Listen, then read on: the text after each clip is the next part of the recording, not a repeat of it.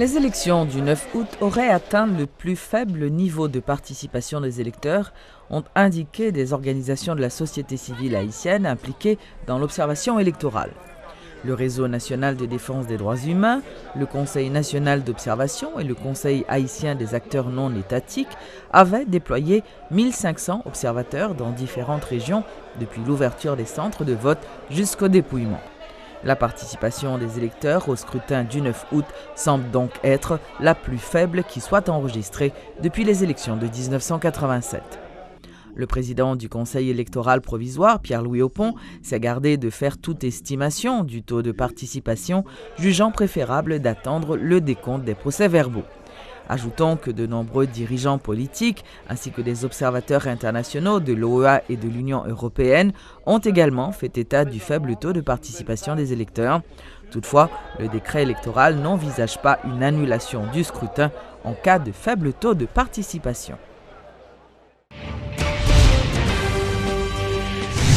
Anacassis Jean-Hector, un des chefs de file de la Ligue alternative pour le progrès et l'émancipation haïtienne, la paix, se prononce contre l'annulation du scrutin du 9 août dernier, même s'il reconnaît toutefois qu'il y a eu des irrégularités lors de cette journée électorale. Tout mandataire nous était dehors. Que le la Gonave, que le la Kafou, que le la Gressier, que le en Zéno, que le en Savo.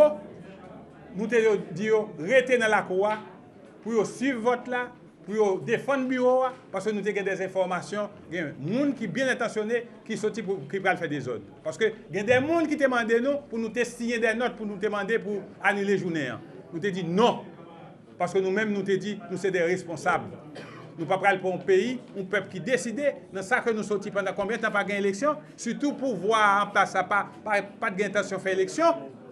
Yo joine mamel la sorti dans bouche yo et échapper dans bouche yo déchaîné. Eh ben jodi là nous dit nous pas entrer dans logique ça. C'est ça fait nous demander pour yo évaluer pour appliquer loi électorale, le décret électoral là et la loi contre tout le monde. D'ailleurs la presse gagne toute information, yo gagne image, yo gagne toute bagage. Nous-mêmes nous gagne toute image, nous gagne tout côté que yo fait des autres là yo. Nous gagne monde là yo, gagne des monde que nous identifier yo et nous ka aider la police parce que nous gagne des informations pour ça. Parce que nous sommes partis qui structurés, nous avons un service d'intelligence qui a fonctionné, qu'au côté de nous, nous avons recueilli des informations et des contre-informations. L'Organisation du peuple en lutte, OPL, appelle le CEP à sévir contre tous ceux qui ont perturbé le vote du 9 août dernier.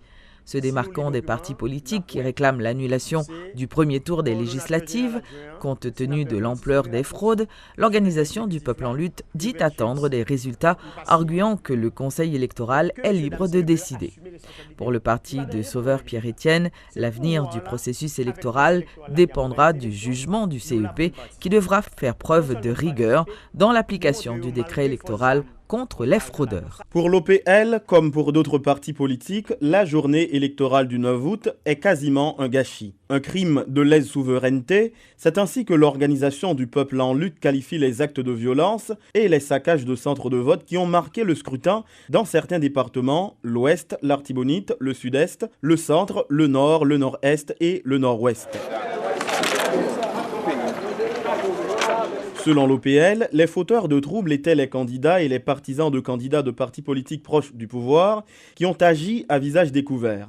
Sur le banc des accusés se trouvent le PHTK, Bouclier, Haïti en Action et d'autres plateformes politiques de l'opposition. Sauveur Pierre-Étienne est le coordonnateur de l'Organisation du peuple en lutte. À un certain moment de la durée, les bas n'est pas bon pour eux. Tout dispositif qui a été mis en place là, ils ont sauté, ils ont lancé des commandos casseurs de scrutin. Si le Conseil électoral l'a prouvé, nous avons un article dans le décret électoral là qui dit que les gens doivent utiliser des armes, violence, eh bien, pour gagner l'élection, pas de problème. Comme d'autres partis politiques dénonciateurs des fraudes électorales, l'OPL ne réclame pas l'annulation pure et simple des élections du 9 août, loin s'en faut. Même si le processus électoral a été en grande partie dénaturé par le vandalisme, l'organisation se dit dans l'attente de la proclamation des résultats. Mais selon le docteur Sauveur-Pierre-Etienne, les actes violents perpétrés lors du vote constituent un véritable test pour le CEP qui devra se montrer rigoureux et sans état d'âme dans l'application stricte du décret électoral à l'encontre de ceux qui ont enfreint la loi. Sort processus électoral là dans main et destin pays dans main.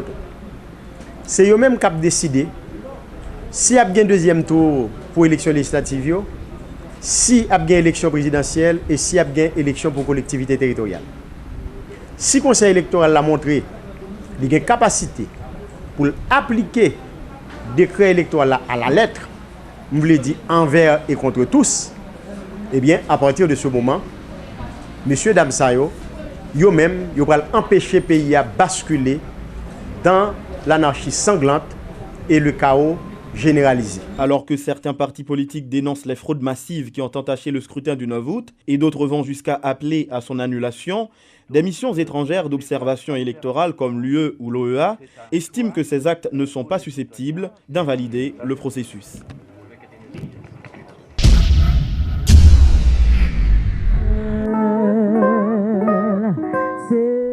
Ce 12 août est la journée internationale de la jeunesse. À Port-au-Prince, un forum a été réalisé par le Club des jeunes haïtiens. C'était une occasion pour ces derniers de produire un cahier de doléances sur les difficultés auxquelles la jeunesse est confrontée, surtout en ce qui concerne son intégration. Il faut dire aussi que des activités ont eu lieu à travers le pays. Lutner Garou, reportage.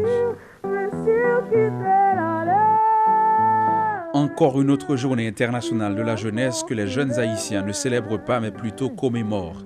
Alors que dans le monde, des activités festives marquent cette journée, ici en Haïti, elle sert de prétexte pour produire des réflexions, des cahiers de doléances, des revendications entre autres. C'est justement ce qu'a fait le club de jeunes haïtiens concernés à travers ce forum sur les défis et perspectives de la jeunesse. Représentant plus de 50% de la population, les jeunes constituent une force non négligeable, selon Girov Nabris, qui estime qu'il est temps qu'une vraie politique d'intégration soit mise en place pour cette catégorie. Le plus gros défi jeunesse là, c'est un problème d'intégration, parce que le problème d'intégration qu'il a donné, problème d'emploi, problème microcrédit, problème tout au niveau de gens acceptés dans la société, problème tout de qui gens valorisent par rapport à ce marque avec jeunes. Malgré la force qu'elle représente, la jeunesse ne bénéficie d'aucune attention spéciale de la part des autorités. Aujourd'hui encore, les jeunes défendent leur droit de pouvoir travailler sans discrimination. Un cri qu'Hilaire Emmanuel lance de toutes ses forces aux chefs d'entreprise. Un jeune qui a terminé l'étude classique, mais il a demandé quand il temps pour faire comme expérience. Et déjà, il fait un bac 2, après il fait fac. Il a tout ça pour gagner comme bagage intellectuel, mais la société n'a même pas de jeunes opportunité ou bien occasion pour les mêmes à vendre tête. La jeunesse est l'avenir du pays, c'est ce qu'on dit. Aujourd'hui, Ariette Jean-Louis voudrait aussi être vue comme son présent également. Car, dit-elle, si les jeunes ne sont pas formés aujourd'hui, ils ne pourront pas être utiles au pays demain. En conséquence, l'étudiante souhaite le renforcement du système éducatif. L'antimoun a grandi dans le système, ça là, sérieusement, à 18 ans, à 20 ans, à 22 ans, il ne peut pas produire de bonnes réflexions. Parce que il n'est pas stable, son système qui comme déséquilibré. On ne compte plus les discours de campagne axés sur la jeunesse. Les promesses sont nombreuses à chaque fois qu'un leader se retrouve devant une assistance de jeunes. Cependant, en plein 21e siècle, on attend encore une vraie politique en faveur des jeunes. Elle n'est même pas en train de moisir au fond des tiroirs.